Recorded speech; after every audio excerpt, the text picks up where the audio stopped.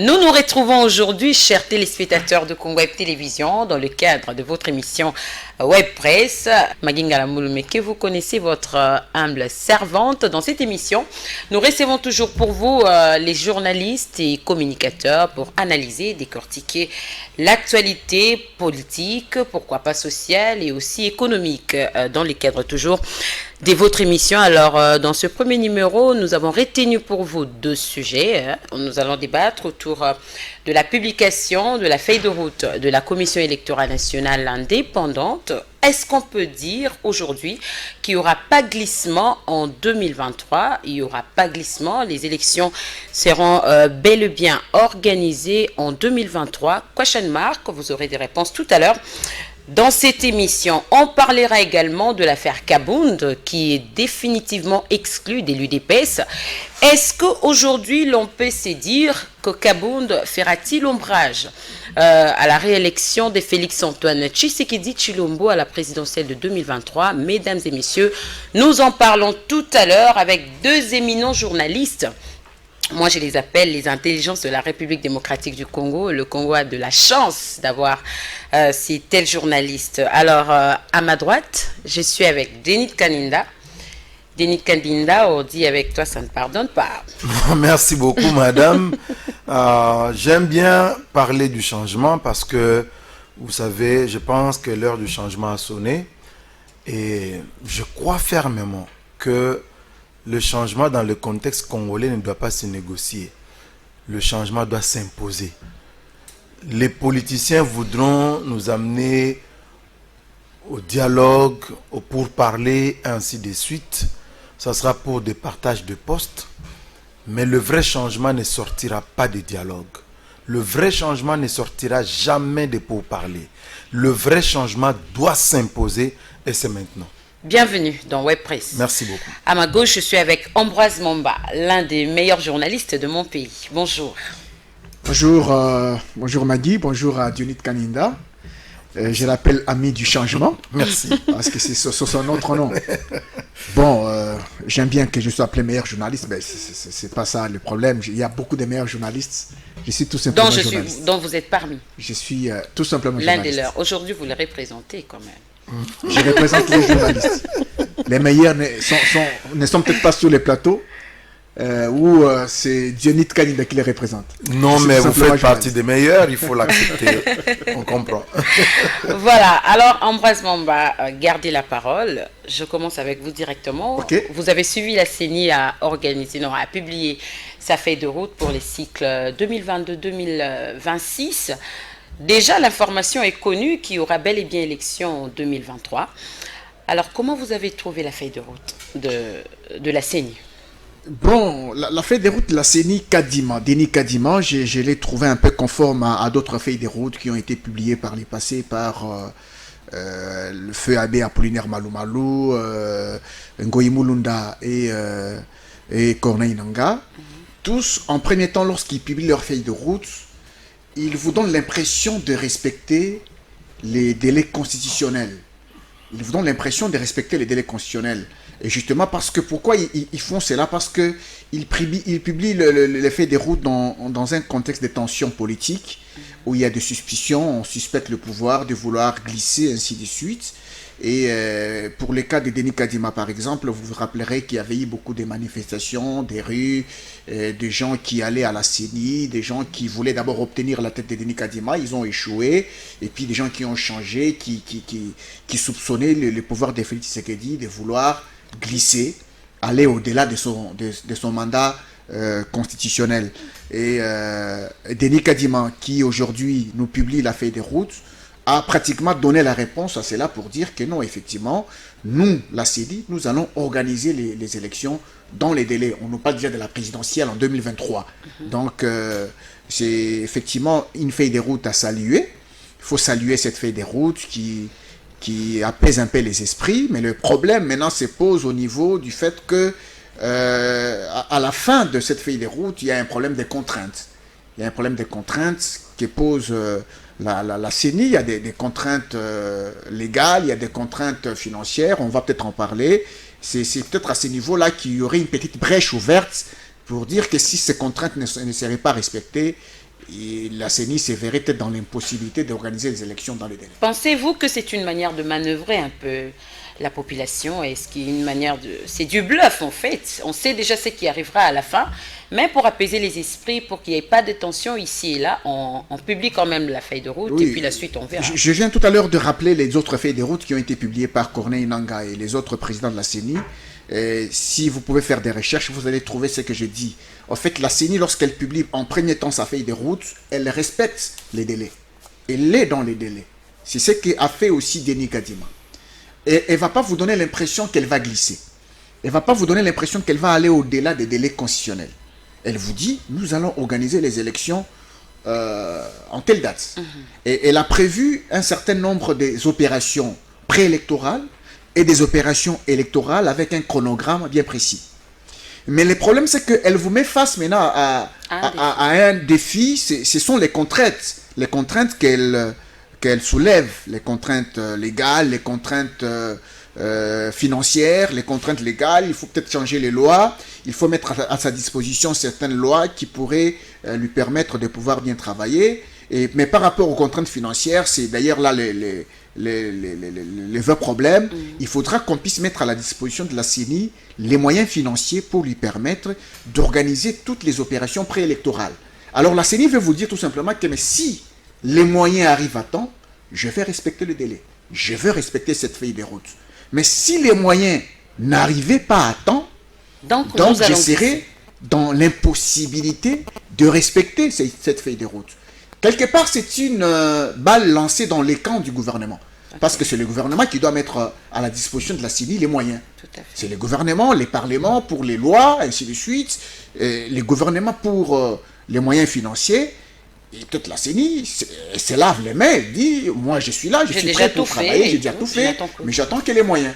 Et je pense que c'est à ce niveau que le gouvernement devra répondre pour ne pas mettre en difficulté la CENI. Alors, Dienit Kaninda, la Commission électorale nationale indépendante a laissé une brèche, comme l'a très bien dit et précisé Ambroise Mamba. Contraintes, quand il parle de contraintes financières, par exemple, on s'arrête là. Des contraintes financières. Donc, aujourd'hui, on peut retenir, s'il n'y a pas d'argent, il n'y aura pas l'organisation des élections dans les délais requis, c'est ça? Bon, j'apprécie beaucoup l'intelligence de mon confrère Ambroise et de la manière dont il a décrit la situation avec la CENI. Mais il faut noter que quelque part, malgré la volonté que peut afficher aujourd'hui la CENI avec la mise en place d'une feuille de route qui était tant décriée par l'opposition et par d'autres politiques, la vraie question aujourd'hui reste celle de savoir si les politiciens sont prêts pour aller aux élections. Comment ça? C'est ça la vraie question. Lorsque vous regardez le président Fayoulou, lorsque vous regardez le président Katumbi, lorsque vous regardez Lisanga Bonganga, est-ce que vous pensez que ces gens sont prêts pour accepter des élections en 2023? J'ai dit non. Comment ça? Pourquoi? Parce que qui dit élection, on ne voit pas que le candidat président. Parce que généralement, nos élections sont couplées législatives et présidentielles. Exact. Ça signifie que vous devez aligner des candidats à Kinshasa et partout ailleurs. Est-ce que ces gens, vous les sentez déjà prêts à vous présenter leurs candidats qui sont disposés, prêts aujourd'hui avec des moyens pour battre campagne et aller aux élections? Non, non, ça se sent pas. Non. Ça s'est fait. Ça s'est fait. Eux vous ont dit qu'ils ne sont pas prêts. Mais est-ce que vous avez vu ces candidats-là? Qui est-ce que Martin Fayoulou va aligner comme candidat à Kinshasa dans toutes les circonscriptions électorales? Mais attendons Kinshasa, de voir le moment opportun. c'est quand? Le moment là, c'est quand? Quand la CENI va dire, bon, maintenant, on commence la campagne électorale. C'est en ce moment-là. Vous voulez qu'eux vous consultent pour vous dire, nous avons déjà notre liste, nous avons tel candidat. Pas du tout. Eux, tous se préparent pour 2023. Je suis peuple congolais. Si je n'ai pas le droit de savoir pour qui je vais voter demain, en quoi vous êtes important pour moi comme politicien? Madame, l'élection, c'est pas un fait du hasard. Ça se prépare. On peut exiger de la CENI une préparation méticuleuse, oui, c'est bien bon. Mais si aujourd'hui, le gouvernement met à la disposition de la CENI les moyens nécessaires, comme ça a été déjà dit, nous avons déjà mis de côté, je ne sais pas moi, 400 millions, combien là pour les préparatifs, c'est bien bon, ok, mais est-ce que la CENI a déjà ses moyens dans ses caisses? Pas encore. Ça doit débarquer dans ces caisses. Il fallait que la CENI puisse présenter la feuille de route. Ok, ça a été fait. Maintenant, je crois que les moyens vont tomber dans l'assiette. Mais est-ce que ceux qui sont censés participer à cette élection sont prêts? Je dis non, ils ne sont pas prêts. Vous ne répondez toujours pas à ma question, Denis. Laquelle, madame? J'ai demandé de savoir, au cas où ces contraintes-là, qui n'avaient pas d'argent. Donc, on doit aujourd'hui retenir qu'il n'y aura pas aussi d'élection dans le délai requis. Non, mais nous ne pouvons pas poser la question de l'argent aujourd'hui, madame. À ce gouvernement qui est en train de montrer ses prouesses dans la mobilisation des recettes avec plus de 200% de maximisation des recettes, on ne peut pas leur poser la question. Où est-ce que Joseph Kabila a trouvé les 2 milliards pour organiser les élections de 2018? Il avait trouvé l'argent où? Donc le problème d'argent ne se pose pas, ça c'est pas un problème. Le vrai problème aujourd'hui reste celui sur le plan administratif avec les lois et tout. Ça je peux comprendre au niveau de l'Assemblée nationale, ça peut traîner pour voter la loi électorale, pour revoir la forme des élections que nous allons avoir. Est-ce une élection à un seul tour ou revenir à l'élection à 2 tours? Est-ce qu'on va aller toujours avec ce système de comment on a appelé ça, où vous avez un parti politique qui ne représente rien du tout mais qui se retrouve avec plus de voix qu'un grand parti politique? C'est ça la vraie question. Mais est-ce que les politiciens sont prêts? C'est ça ma question, madame. On peut beau être prêt avec l'argent. On peut mettre l'argent à la disposition de Denis Kadima. Mais si ceux qui doivent faire l'élection ne sont pas prêts, ils ne voudront pas. Ils ne voudront pas. Parce qu'ils vont se dire, mais je vais battre la campagne avec quoi? Qui est-ce que je vais aligner? Je n'ai pas d'argent. La seule solution, même si la CENI est prête, on va trouver des faux fouillants, on va amener les gens dans la rue pour aller au dialogue. Et si mes informations sont bonnes, maintenant, il y a un dialogue qui est en train de se profiler. Selon vos informations. Et ça, nous devons dire non. Il faut qu'on aille aux élections pour chasser tous les aventuriers qui crient à l'Assemblée nationale, qui font des gris-gris devant des journalistes. On doit les chasser de là. Ambroise Mamba, vous êtes du même avis que Denis Kaninda qui précise et signe qu'il peut beau avoir aujourd'hui l'argent, mais nos politiciens ne sont pas toujours prêts. Bon, effectivement, c'est un grand journaliste qui a des câbles, qui a des sources. C'est-à-dire qu'il a eu certaines informations qui lui sont parvenues. Et par rapport au dialogue, par exemple, moi personnellement, j'ai parlé avec certains politiciens. Certains politiciens, il y a un message qui circule dans certains états-majors des partis politiques qu'il n'y aura pas élection. Il y a un message comme ça. Il n'y aura pas élection, il faut déjà se préparer au dialogue, quelque chose comme ça. Quelque part, les gens sont prêts à mordre à l'hameçon pour aller au dialogue, afin de se faire une santé financière. Okay. Parce que Denis Kaninda parle tout à l'heure de la préparation aux élections. Est-ce que nos politiciens sont prêts à aller aux élections? Il y en a qui ont de l'argent. Il y en a qui n'en ont pas. Si vous prenez par exemple l'ancienne famille politique, enfin, pas l'ancienne famille politique, la famille politique de Joseph Kabila, aujourd'hui, vous pouvez dire c'est Joseph Kabila qui a de l'argent. Est-ce que le FCC a aussi de l'argent? Ça, c'est un problème. Est-ce que le FCC a de l'argent pour aller aux élections, aligner les candidats à tous les niveaux? Il n'y a pas que les législatives nationales, il y en a aussi provinciales, il y a des communales, il y a des locales. Est-ce que le FCC a de l'argent pour aligner les candidats à tous les niveaux? Si vous prenez Martin Fayoulou et son Lamouka, par exemple, vous allez vous poser la même question. Est-ce qu'ils ont de l'argent pour aller aligner les candidats à tous les niveaux? C'est à ce niveau qu'il y a certains politiciens qui sont prêts à mordre à l'hameçon du dialogue. Comme ça, vous allez au dialogue. Vous avez la possibilité de glisser ensemble avec le pouvoir. À ces moments-là, vous avez des postes. Ça vous refait une santé financière. Et à ces moments-là, quand il y aura élection, le moment opportun, vous aurez la possibilité de vous engager, de battre campagne, ainsi de suite. C'est là que je dis que, peut-être quelque part, il pourrait avoir raison. Alors, mais par rapport au dialogue, moi, je ne suis pas d'accord avec le dialogue. Ça nous perd. Déjà, je me disais, si seulement si l'occasion s'est présentée pour dialoguer. Mais au cas où l'occasion ne s'est présentée pas. Si seulement si l'occasion s'est présentée pour dialoguer. Alors, les politiciens, chaque jour, ils les réclament qu'il y ait élection. Est-ce qu'ils ne sont pas prêts? Là, je me pose aussi la question de savoir où est-ce que Diony Kaninda a trouvé ces informations. Il fait son constat. Martin Fayoul, on l'a vu, il est en tournée à Lissala. On a vu Moïse Katumbi à Kisangani. Ce samedi, il est à Kikwit, ainsi de suite. Tout ça, ce sont des activités électoralistes, hein, si on peut les appeler comme ça. Ce sont des activités électoralistes, des opérations de charme pour arriver à séduire un peu les Congolais. Ce sont des électeurs, ainsi de suite. C'est dire quelque part que les gens seraient en train de se préparer aux élections. Mais s'il y a un problème d'argent, je pense que ça va mettre en difficulté la CENI. Tout à l'heure, Diony Kaninda a fait allusion à Joseph Kabila qui avait organisé les élections sur fonds propres en 2018. Il a posé la question de savoir où est-ce que Joseph Kabila avait trouvé de l'argent.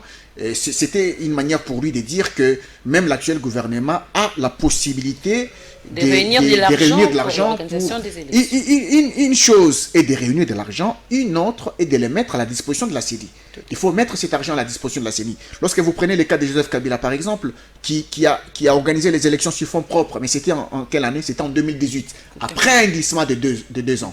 Et déjà, si vous posez la question aux gens du FCC, ils vous diront, par exemple, que non, si on n'avait pas réussi à organiser les élections en 2016, c'est peut-être parce qu'il n'y avait pas d'argent, il y avait des problèmes d'argent au pays, le pays n'avait pas suffisamment d'argent, c'est pour cela qu'on a glissé pour qu'on puisse organiser les élections 2 ans après. Est-ce que Fachi, aujourd'hui Félix Tshisekedi et son gouvernement sont prêts à mettre à la disposition de la CENI tout ce dont elle a besoin pour organiser les opérations préélectorales et électorales? C'est ça la grande question, et je voudrais voir le gouvernement à l'œuvre. Et pour ce qui concerne les lois, la manière dont il faudra procéder, est-ce qu'il faut un tour, est-ce qu'il faudra 2 tours? Je pense que il n'y aura pas sur cette question-là beaucoup de propositions de loi, il y aura beaucoup plus de projets de loi parce que ça sera initié par le gouvernement. Et à ce niveau, c'est un combat politique qui va s'engager au Parlement parce que avec le seuil d'éligibilité, par exemple, il y avait des partis politiques qui se voyaient discriminés. Et cette fois-ci, il faudra quand même renforcer, on a renforcé les problèmes du cautionnement, il faudra quand même renforcer des conditions d'éligibilité pour les partis politiques, parce qu'on en a beaucoup, pourvu qu'il y ait au moins des grands partis qui ont une représentativité nationale, de remporter la victoire et puis de représenter tous les peuples congolais au niveau du Parlement. Diony Kaninda, certaines indiscrétions s'interrogent. Aujourd'hui, nous avons vu, quand on parle élection, on parlera également du bilan de Félix-Antoine Tshisekedi Tshilombo dans ces 5 ans.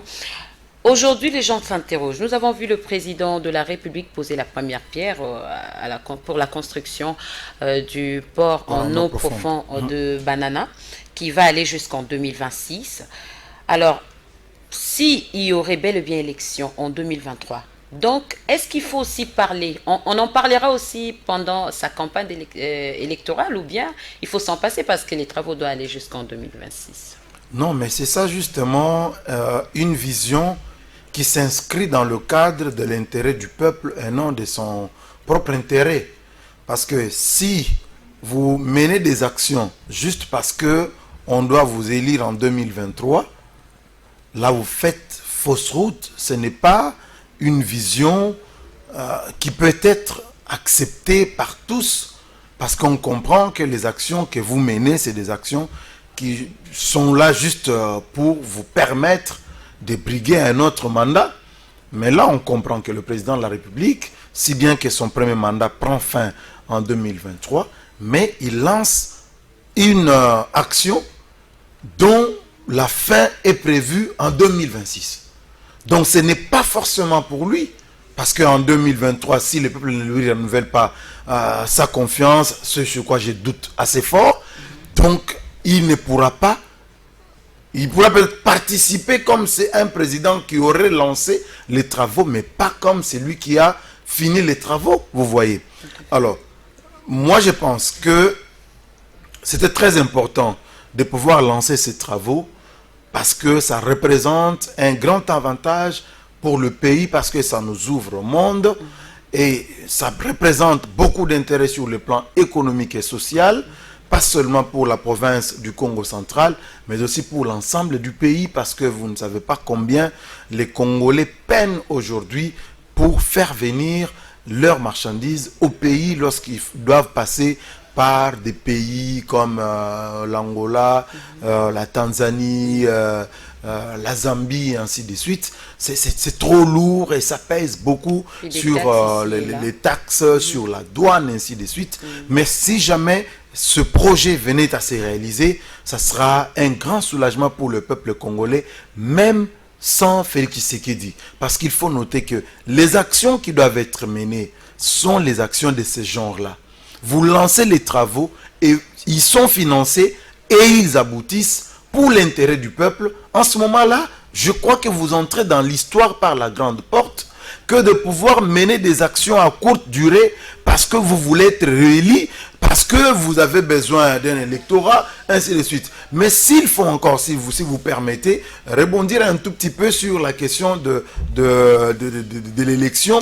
Madame, moi je vous dis, pas sans rire, que les politiciens ne sont pas prêts pour les élections. Quand vous sillonnez Kinshasa, moi je m'hazarde un peu à regarder le long des artères, sur l'avenue Enseignement, sur l'avenue Kassavubu, sur l'avenue Lumumba, pour voir combien de partis politiques nous avons. Et parfois je demande à mon chauffeur qu'on s'arrête un peu. Pendant 30 minutes, je commence à parler sur mon téléphone pour voir combien de personnes entrent dans le siège du parti politique. 0 personne pendant 30 minutes. Non, vous avez cité le cas de Moïse Katumbi. Ambroise Mwamba vous a répondu avec les actions qu'il est en train de faire sur oui, c'est bien bon d'aller... Vous avez cité le cas de Fayoulou également. Regardez, okay. Vous avez eu la réponse. Ok, parlons du président Fayoulou. Que voulez-vous de plus? Parlons du président Fayoulou. Il a un petit parti politique, ça il faut le reconnaître. Selon vous. Mais c'est un petit parti. Il est implanté dans combien de communes? Vous n'avez pas de réponse à me donner, madame. Quand vous sillonnez tout Gombe, vous ne verrez jamais Sidé quelque part. Quand vous sillonnez Kalamu, vous verrez peut-être Sidé une fois, madame. Et quand vous êtes en Ngaba, vous verrez Sidé sur Kianza, c'est fini. C'est encore où? À Massina, Anjili, à Kimbanseke.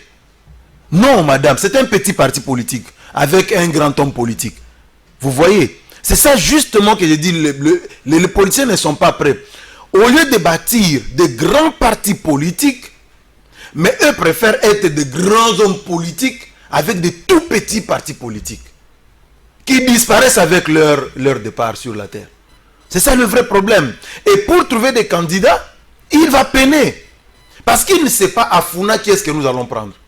Et c'est comme ça qu'ils vont commencer à courir derrière nous. Venez, chers journalistes, on va vous coopter. C'est comme ça que beaucoup de nos confrères se sont retrouvés dans des partis politiques, cooptés parce qu'ils sont connus à la télévision.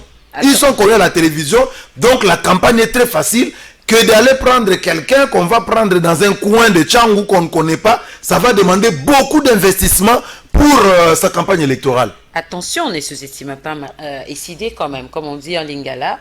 La nuance est détail. La nuance est détail, madame. J'ai dit Martin Fayoulou. Non, le président Martin Fayoulou. Si on va parler seulement de la capitale quand même, vous ne pouvez pas l'ignorer. J'ai commencé à Kinshasa, mais allons au Kasaï. Vous avez déjà vu le siège de l'Isidé au Kasaï? Madame, regardons-nous dans les yeux. Le siège de l'Isidé à l'Équateur. Peut-être que maintenant, il va l'installer depuis qu'il est venu de là. Le siège de l'Isidé à Kisangani. Vous avez vu combien de sièges? C'est pour vous dire, madame, c'est le siège qui détermine l'organisation du parti. C'est au siège qu'on tient des réunions stratégiques. C'est au siège qu'on reçoit les candidats. Mais quand un parti organise des réunions dans des restaurants, dans l'hôtel, vous pensez que c'est un parti sérieux? Vous parlez de quel parti? Non, mais les partis des grands hommes politiques congolais qui vont se réunir dans des restaurants. C'est là que je vous dis que ces partis-là ne sont pas prêts pour les élections. Parce qu'ils ne sont pas organisés, madame. Ils ne sont pas organisés. Comment vous aurez des partenaires qui peuvent financer vos candidats? Lorsque vous invitez les partenaires, non pas dans vos sièges, mais plutôt dans des hôtels et des restaurants. On ne vous prendra pas au sérieux. Quand vous faites des sorties de vos plateformes dans des terrasses, dans des maléois, comment vous voulez qu'on vous prenne au sérieux? On ne vous prendra jamais au sérieux. C'est ce qui fait dire aux Congolais que ces gens-là ne sont pas prêts pour les élections, madame. Ne détrompez-vous, ils ne sont pas prêts. Moi, je vous dis, je donne ma main à couper et elle ne sera jamais coupée. Ils ne sont pas prêts. Attendez, vous allez voir, ils vont courir derrière le dialogue. Vous allez voir.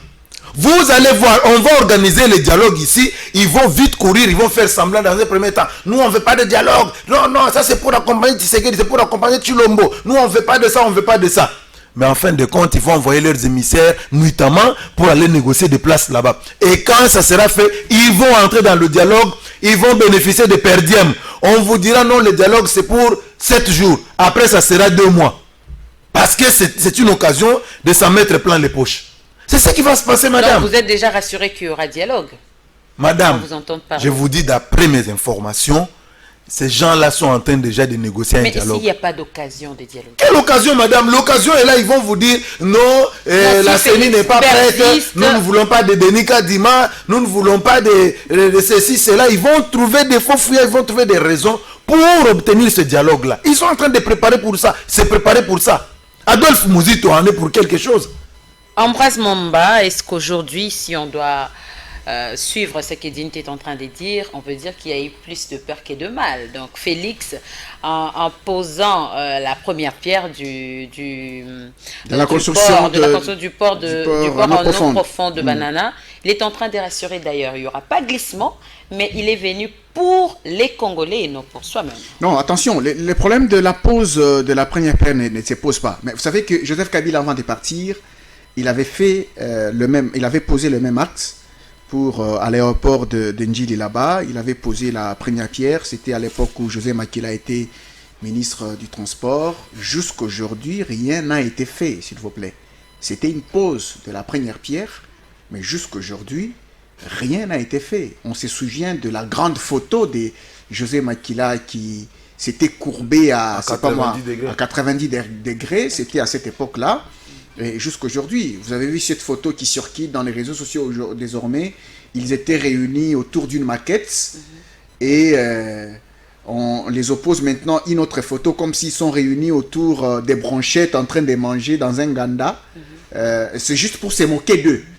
Vous pensiez nous donner une bâtisse et maintenant vous êtes en train de manger. Vous craignez que cela soit le cas avec la construction? Oui, une chose est de poser la première pierre. Pour nous les chrétiens, on nous dit que mieux vaut la fin d'une chose que son commencement. Tout à fait. Effectivement, le problème c'est que pour Félix a posé la première pierre, c'est un projet vieux de plus de 40 ans. Depuis l'époque de Mobutu, qui n'avait pas réussi, Kabila qui n'avait pas réussi, coup de chapeau quand même à Fachi qui a réussi à poser au moins ne serait-ce que la première pierre. Qui a trouvé des partenaires. Qui a trouvé des partenaires. Coup de chapeau au moins à lui. Maintenant, il faudra que cela soit finalisé, que ça se fasse. On a dit que ça va aller jusqu'en 2026. Même si ce sera dans la deuxième partie déjà du deuxième mandat de Félix Tshisekedi, dans l'hypothèse où il arrivait à se faire réélire président de la République, il n'y a pas un problème. Mais le problème ici, c'est aussi à mettre quelque part dans son bilan. Ça va mettre dans son bilan, il y a bien des choses dans son bilan, ainsi de suite. Il peut en parler, il peut avoir le droit d'en parler lors de la campagne électorale de la présidentielle de 2023.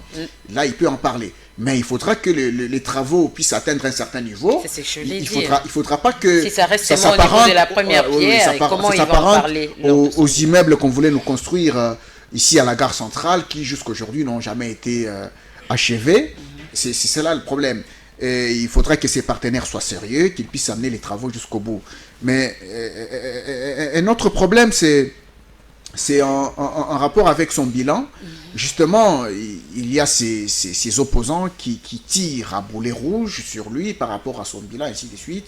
Mais il est en train de montrer quand même des bonnes choses. Vous avez posé la question de savoir si ça va entrer dans son bilan. Oui, bien entendu, ça peut entrer dans son bilan, comme d'autres actions qu'il a eu à poser.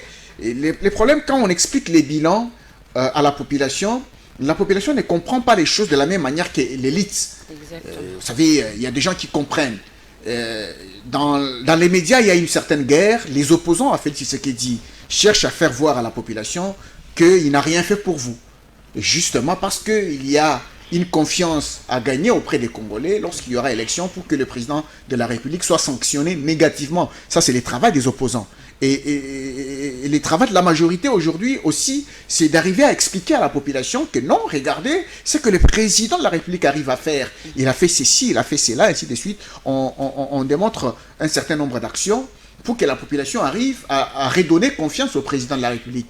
Et je pense que le plus grand problème aujourd'hui, la population, le petit peuple, ses oreilles, c'est juste quand elle écoute beaucoup plus les choses qui sont liées au social.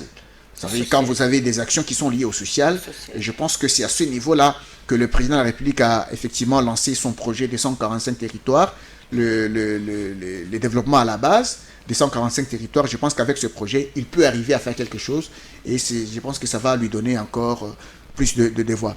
Alors, pour revenir aux élections, oui, bien entendu, Diony Kanyinda ne cesse de dire que les politiciens ne sont pas prêts. Et il a peut-être raison, mais il faut leur laisser quand même le temps d'évoluer, de voir ce que ça va donner d'ici 2023, parce que la CENI, elle, est déjà prête avec les opérations préélectorales. Il faudra maintenant que le gouvernement emboîte le pas à ce que la CENI a fait avec des moyens financiers à mettre à la disposition de la CENI. Surtout avec la volonté. Mesdames et messieurs, nous allons prendre le deuxième sujet. Nous allons parler de l'affaire Jean-Marc Kabunda Kabound, d'Ambroise Momba. Je commence également, toujours avec vous en fait. Jean-Marc Kabunda Kabound est désormais définitivement exclu de l'UDPS. Comment jugez-vous cette exclusion de Jean-Marc Kabound de l'UDPS? Bon, Jean-Marc Kabound, je trouve d'abord que Jean-Marc Kabound s'est lui-même mis en difficulté à travers son comportement. Personnellement, moi, je n'aime pas l'orgueil, je n'aime pas les arrogants. Je n'aime pas ceux qui sont orgueilleux, qui sont arrogants. Ça, je n'aime pas. Vous pensez que c'est question d'arrogance? Vous savez ce qui s'est passé avec le fait qu'on ait désarmé un élément de la garde républicaine par la garde rapprochée de Jean-Marc Kabound. Je pense que c'était la goutte d'eau qui a fait déborder les vases. C'était vraiment la goutte d'eau qui a fait déborder les vases. D'ailleurs, il y a une image qui circule dans les réseaux sociaux. Il y a un combattant de l'UDPS qui en parle. Il y met un peu de l'humour. Il dit non, c'est une affaire des familles. Et dans notre famille, nous avons un seul papa. Il faisait allusion au président de la République. C'est notre papa qui a beaucoup d'enfants. Et dans cette famille, il peut y avoir un enfant qui a un problème à la tête.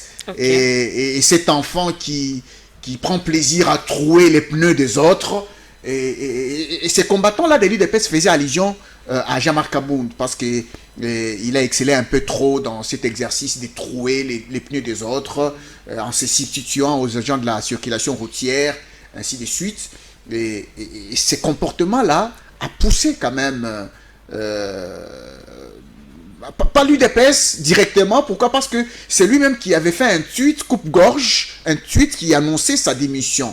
Et au niveau du parti, vous savez que dans des partis politiques, vous n'avez pas que des gens qui vous aiment. Il y a aussi des gens qui vous détestent. Il y a des gens qui préfèrent obtenir votre place. Mais ces états généraux l'ont refusé cela. Ils ont dit que c'était du fake news. Vous avez suivi. Rien n'est justifié que c'était vraiment lui. Les états-majors de Jean-Marc Kabound ne pouvaient que se comporter de cette manière-là. Parce qu'en politique, lorsqu'on fait un tweet, ces tweets-là existent jusqu'aujourd'hui. Lorsque vous allez sur les comptes de Jean-Marc Kabound, qui est certifié d'ailleurs, vous allez trouver ces comptes qui existent jusqu'aujourd'hui, lorsqu'il a annoncé sa démission. Et je pense que cela a été une occasion pour ces détracteurs qui sont au parti de pouvoir lui dire « Mais monsieur, tu dois partir », ainsi de suite. Et je pense qu'il y a eu une très forte mobilisation et des combattants et des cadres pour demander à Jean-Marc Kabound de pouvoir partir. Et là, on a pris la décision de pouvoir l'exclure. Même s'il y a eu un débat, il y a un débat par rapport à l'exclusion définitive elle-même, parce qu'on estime déjà que au début, on pensait déjà que le mandat spécial dont il était bénéficiaire de la part du président de la République était aussi illégal. Et que il avait assumé ces postes-là de président AI de l'UDPS de manière illégale, et qu'aujourd'hui, il puisse poser un problème. Même la Convention démocratique qu'il a destituée a aussi procédé illégalement. Ça, ce sont des débats internes à eux. Mais je pense que le plus grand problème aujourd'hui, c'est l'avenir. Est-ce que Jean-Marc Kabound aujourd'hui, qu'est-ce qu'il va faire? Il s'est inscrit au moins à l'école du silence de Joseph Kabila, lui qui est très bruyant, lui qui parle beaucoup, et cette fois-ci il s'est tué. Après les tweets annonçant sa démission, le dernier qu'il a fait, c'est celui lorsqu'on célébrait le 5e anniversaire de la mort d'Étienne Tshisekedi, et qu'il a fait encore une sortie médiatique pour parler. Au moins il s'est inscrit maintenant à l'école du silence. C'est ce qu'il aurait dû faire depuis très longtemps. Il aurait gagné. Et là, il s'est lui-même mis une balle dans la tête, et c'est déplorable. Je ne le vois pas rebondir dans l'opposition, en tout cas aujourd'hui, je ne le vois pas rebondir, à moins qu'il fasse alliance avec, c'est pas moi qui, parce que là encore, il y aura une guerre de leadership. Il va aller vers qui? Avec Martin Fayoulou, avec Moïse Katumbi, avec Joseph Kabila? C'est ça la grande question. Mais que pensez-vous de ceux-là qui pensent que c'est une erreur gravissime à l'UDPS de laisser partir Jean-Marc Abound, puisque ces derniers détient jusqu'ici les secrets d'État? Ils peuvent avoir raison. Ils peuvent avoir raison parce que vous savez que Jean-Marc Abound était le secrétaire général, le dernier secrétaire général de l'UDPS laissé par Étienne Tshisekedi. Et c'est avec lui que Félix Tshisekedi a été élu président de ce parti. Alors, on dit qu'il détient certains secrets d'État. Il s'agit de quels secrets? Peut-être les secrets au niveau du parti. Qu'est-ce qui a été fait au niveau du parti pour que Félix Tshisekedi accède à la présidence de l'UDPS? Peut-être Jean-Marc Abound en détient des secrets. Qu'est-ce qui a été fait? Parce que vous savez qu'au début, lorsque Félix Tshisekedi a été élu président de la République, il y a eu aussi des contestations. On a dit qu'il y aurait un certain arrangement. D'autres qu'il a joué un grand rôle. Il a joué aussi un grand rôle. Est-ce qu'il détient des secrets? Va-t-il les mettre à la place publique pour mettre en difficulté la réélection de Félix Tshisekedi? Tout dépend de la manière dont il va se comporter. C'est peut-être à ce niveau-là qu'on dit que c'était une erreur de pouvoir se séparer de Jean-Marc Abound, parce que s'il s'énerve, il pourrait aussi dire des choses. Mais si aussi il dit des choses, je pense qu'il ne va pas aussi se comporter un homme d'État. Un homme d'État, c'est quelqu'un qui sait faire la part des choses. Il y a des secrets qu'on ne dit pas à haute voix, ainsi de suite. Vous pouvez aussi vous tirer des ennuis.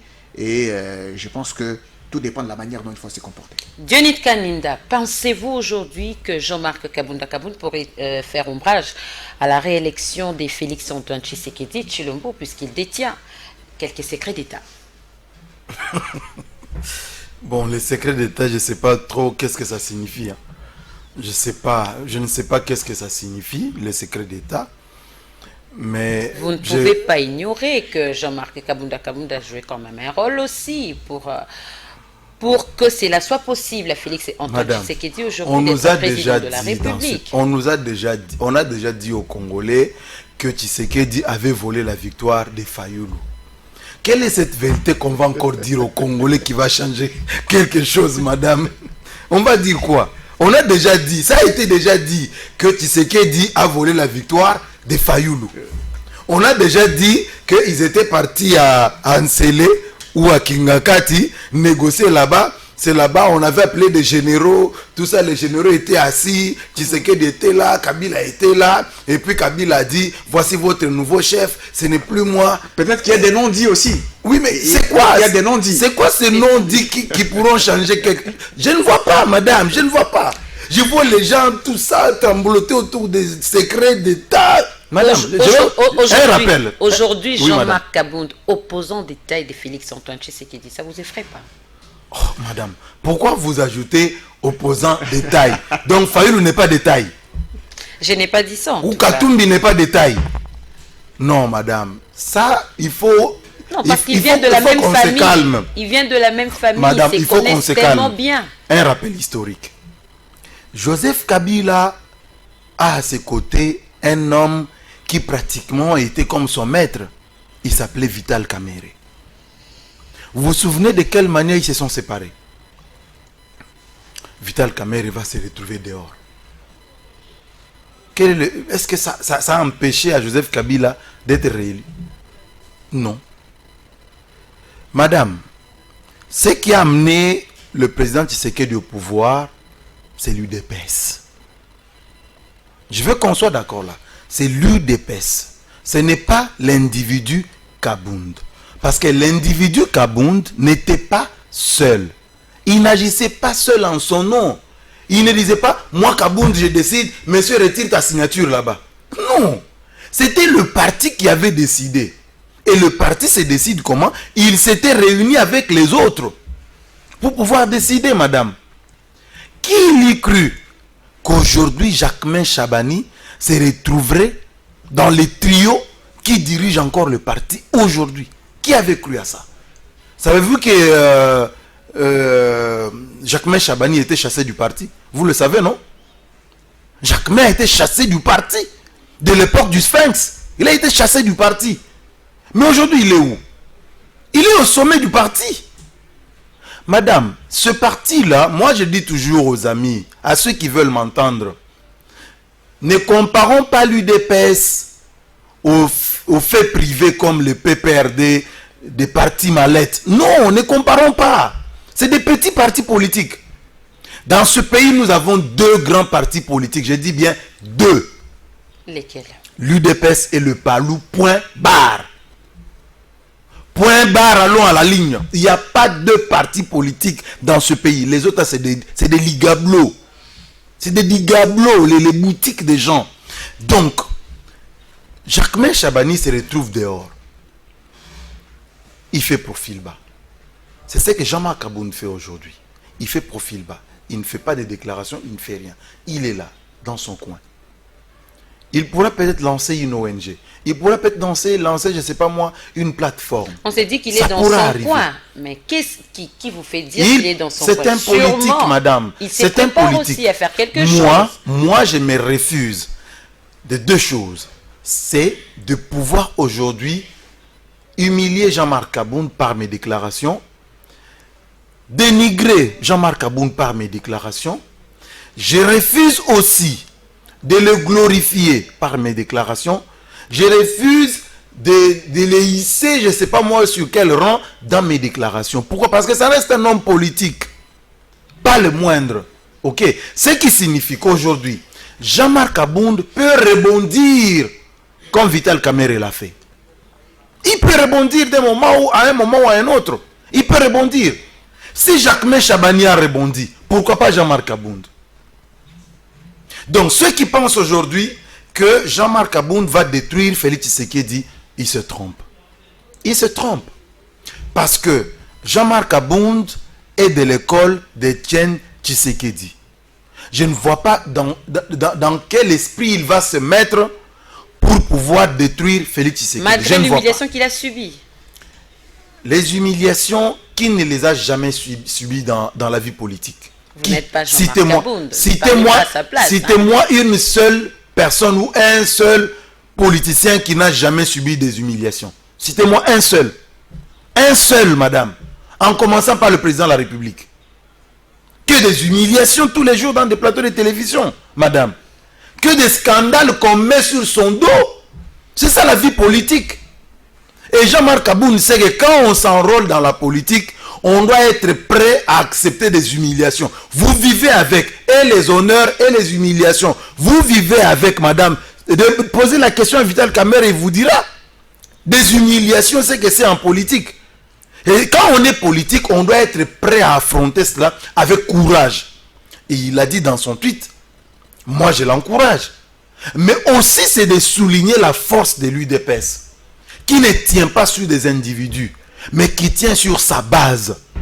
Et ça, puisque cette base-là continue à soutenir le président de la République, il n'y a aucun individu qui peut le détruire.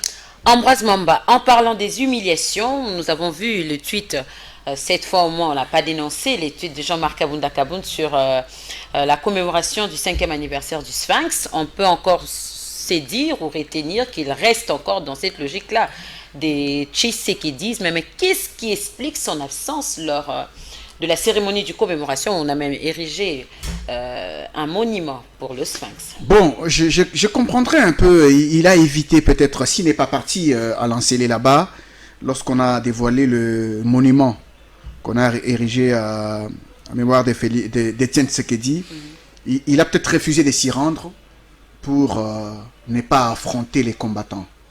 N'est pas affronter les autres cadres du parti. Il a évité qu'on puisse crier sur lui. Effectivement, je suis tenté de répondre par l'affirmative, qu'il aurait tenté l'opprobre, parce qu'on pouvait peut-être les huer, on pouvait le chasser, on pouvait mal se comporter vis-à-vis de lui, parce qu'il y a des gens qui n'arrivaient plus à supporter sa présence.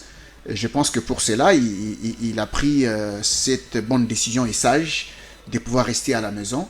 Mais il a fait son tweet pour encore faire hommage, rendre hommage plutôt à Etienne Tshisekedi. C'est dire qu'il reste attaché au tshisekédisme. Il reste attaché au tshisekédisme. Et pour revenir à ce que Diony a dit tout à l'heure, qu'il se refuse de faire des déclarations contre lui, ni de les glorifier, parce qu'il sait qu'il peut rebondir. Tout à fait. Il a parlé de Vital Kamerhe, qui est parti du PPRD et qui est revenu. Il a parlé de Jean-Marc Abound. Mais les problèmes... Jacques Chabani plutôt. Mais les problèmes, tout à l'heure, je disais que tout dépend de la manière dont Jean-Marc Abound va se comporter. Tout dépend de la manière dont il va se comporter. Lorsque vous prenez le cas de Jacques Chabani, qui a été amené en procès par le secrétaire général qu'il avait remplacé, c'était Bruno Mavungu, je pense. Lorsque Bruno Mavungu, paix à son âme, le remplace à la tête du parti, on l'avait amené en procès. Et il avait été aussi humilié à cette époque. Mais qu'est-ce que Jacques Chabani a fait? Il avait fait profil bas, mais il n'avait pas adhéré à un autre parti. Il n'avait pas créé un autre parti. Mais est-ce que Jean-Marc Abound aura la même attitude, adopter la même attitude? Est-ce qu'il va rester comme ça, tout en étant attaché à l'UDPS, ou il va créer son parti, parce qu'on le soupçonne d'avoir créé décision finale? Va-t-il officialiser les documents de ce parti, ainsi de suite? C'est ça le problème. Et s'il reste sans parti politique, je pense qu'il y a possibilité pour lui de rebondir prochainement, parce que Jacques Chabani, lorsque Félix Tshisekedi a été élu président du parti, il avait fait appel à tous les fils maison qui étaient partis de pouvoir revenir. C'est pourquoi les Jacquemins sont revenus. Et puis c'est Félix Tshisekedi lui-même qui s'était battu pour la réélection de Jacques Chabani à la tête de la CEP. C'est pourquoi aujourd'hui il se retrouve encore à la tête du parti dans ce triumvirat qui est en train de gérer le parti aujourd'hui. Donc c'est dire que si Kabound se comporte d'une bonne manière, il peut rebondir. Mais s'il comporte un ennemi de Félix Tshisekedi, il devra en avoir suffisamment de moyens pour réussir, mais sinon c'est difficile. Nous tendons déjà vers la fin de cette émission, mesdames et messieurs, mais on ne peut pas passer sans parler du drame de Matadi Kibala. Vous avez suivi tout ce qui s'est passé du début à la fin. Diony Kaninda, vous avez suivi les mesures prises par le gouvernement congolais. Il y a ceux-là qui fustigent, qui disent même que pourquoi réagir seulement tardivement, pourquoi ne pas le faire tôt? Est-ce que gouverner, c'est prévoir? Pourquoi ils n'ont pas prévu? Il fallait que la désolation arrive d'abord, il fallait qu'un malheur arrive pour que le gouvernement réagisse. Votre réaction? Bon, c'est une question très complexe, madame. Pourquoi complexe? Parce que c'est une situation qui date de plusieurs décennies. Mouzé a laissé cette situation. Mobutu, non, pas Mobutu. Mouzé l'a laissé. Joseph Kabila l'a laissé. Et Félix Tshisekedi arrive. Mais il s'est fait que lors de la 35e réunion du Conseil des ministres, le président de la République avait évoqué le problème de délocalisation des vendeurs ou du marché Matadi Kibala. Et je suivais quelqu'un qui disait qu'en réalité, le marché Matadi Kibala n'existe pas. C'est des particuliers qui ont construit sur cette emprise et qui ont ouvert des portes, des boutiques, et finalement, qui sont devenus des dépôts qui permettent aux femmes qui vendent là de garder leurs marchandises. Tout à fait. La vraie question maintenant, est-ce que le gouvernement a suffisamment les moyens pour se réveiller un matin, dire, mesdames et messieurs, quittez les lieux parce que les bulldozers vont passer à 11 heures pour détruire toutes les constructions qui se trouvent dans l'emprise. Pas peut-être quitter les lieux, mais délocaliser, comme l'a fait Jean Tiningobila avec les vendeurs du grand marché. C'est différent. Le grand marché n'avait pas des gens qui habitaient, ce n'était pas des habitations. Mais quand vous allez à Matadi Kibala, c'est des gens qui, derrière là, c'est une famille qui habite, et devant, on a ouvert une porte, c'est un dépôt. Et les femmes vendent juste là devant. Exactement. Donc ça signifie que vous pouvez donc faire partir le marché de là, ce n'est pas une solution parce qu'il y a des familles qui vivent là-bas. Donc il faut accepter de casser, de déplacer toutes ces familles, mais pour les amener où? Donc il faut le temps. Il faut construire, je ne sais pas moi, des maisons préfabriquées. J'espère que cette fois-là, on n'aura pas les Jamal dans les circuits. Donc on construit des maisons préfabriquées sans Jamal, parce que si Jamal entre dedans et Massaro, ça devient compliqué. Donc, en ce moment-là, on peut déplacer les gens. Mais se réveiller un bon matin comme ça, dire à ces gens-là, sortez de là, parce qu'on va détruire, c'est pour amener des populations où on va revenir à ce que vous dites, gouverner, c'est prévoir. Mais lorsque le président parlait de la délocalisation, c'était d'abord pour empêcher l'activité économique qui draine beaucoup de monde à cet endroit-là. Donc il faut d'abord suspendre l'activité économique, mais après il y aura des familles qui vont rester là. Aujourd'hui, on voit de plus en plus des photos qui circulent sur des réseaux sociaux où des familles vivent à quelques centimètres de fils électriques. C'est un danger permanent pour la ville de Kinshasa, à Bandal, à Kalamu, à Gombe, un peu partout dans la ville, même dans de nouveaux quartiers qui sont lotis. Donc c'est un sérieux problème qui demande à ce que le peuple congolais, par soi-même d'abord, les Quinois, prennent conscience et que le gouvernement trouve des moyens nécessaires pour construire des maisons et délocaliser tous ces habitants-là. C'est la même situation pour les habitants, les riverains de tout ce qu'on a comme Kalam ou des ruisseaux de Kinshasa, qui font des dégâts aussi énormes lorsqu'il y a des inondations. Donc le problème, il est assez global, mais je crois que le gouverneur de la ville, je ne sais pas s'il est vraiment à sa place, Gentini Ngobila, je ne sais pas s'il est vraiment à sa place. Est-ce qu'il a des épaules nécessaires pour pouvoir gérer la situation? Je doute fort. Il faudra que le Premier ministre prenne la situation en bras le corps, qu'on ne laisse pas ça à la merci de Ngobila. Il ne saura pas gérer ça. Ambroise Mamba, par là des habitations, nous allons terminer par là. D'autres personnes ont posé le problème de l'urbanisme qui pose, selon eux, un sérieux problème ici, surtout à Kinshasa. Qu'en pensez-vous? Oui, je pense qu'ils ont raison. Je lisais tout à l'heure dans les réseaux sociaux une note circulaire du ministre des Affaires foncières, Aimé Molendo Sakombi, je pense, qui a demandé aux conservateurs de ne plus délivrer des titres de propriété pour ce qui concerne les parcelles qui sont dans des emprises des rivières, des eaux, ainsi de suite, des lignes électriques. Mais le problème, c'est qu'il les fait aujourd'hui, on le fait aujourd'hui. Mais qu'est-ce qu'on aurait dû faire depuis tout ce temps? C'est ce qu'on aurait dû faire. Diony a dit que à Matadi Kibala, là-bas, ce sont des habitations. Ce sont des habitations, il y a des familles qui vivent. Et devant ils ont ouvert une porte qu'on a érigée en dépôt et on peut vendre là-bas.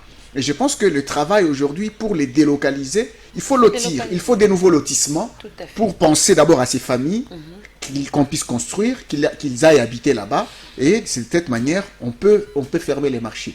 Mais si on ferme le marché, bien sûr, ce ne sera plus un lieu de nos gosses, on ne va plus vendre, mais les habitations sont là. Les gens vont toujours demeurer là et les dangers seront toujours permanents. Et je pense que c'est la question qu'il faut résoudre.